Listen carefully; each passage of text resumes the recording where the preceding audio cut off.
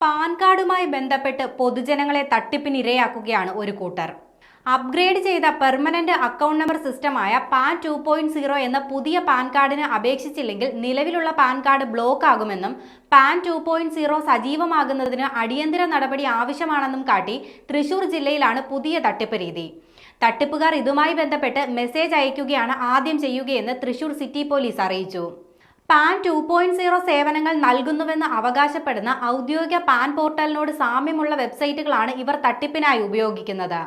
ഈ വെബ്സൈറ്റുകളിൽ ആധാർ നമ്പറുകളും ബാങ്ക് വിശദാംശങ്ങളും പോലെയുള്ള വ്യക്തിഗത വിവരങ്ങൾ നൽകാൻ ആവശ്യപ്പെടുന്നു. പലപ്പോഴും വ്യാജ പ്രോസസ്സിംഗ് ഫീസും ഈടാക്കാറുണ്ട്. ഇതിലൂടെ അക്കൗണ്ടിലെ മുഴുവൻ തുകയും തട്ടിപ്പുകാരിലേക്ക് എത്താൻ വഴിയൊരുക്കുകയാണ് ചെയ്യുന്നത്.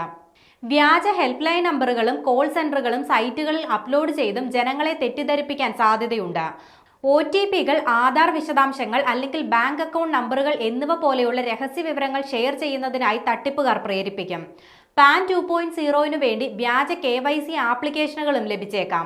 ഇതിലൂടെ അവർ ID രേഖകളുടെ സ്കാൻ ചെയ്ത പകർപ്പുകൾ അപ്ലോഡ് ചെയ്യാനും ആവശ്യപ്പെടും.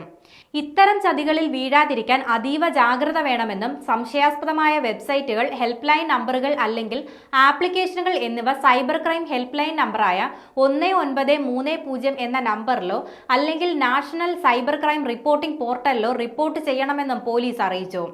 സൈബർ തട്ടിപ്പുകൾക്ക് ഇരയായാൽ സൈബർ ക്രൈം ഹെൽപ്പ് ലൈനുമായി 1930 എന്ന നമ്പറിൽ ബന്ധപ്പെടേണ്ടതാണ്.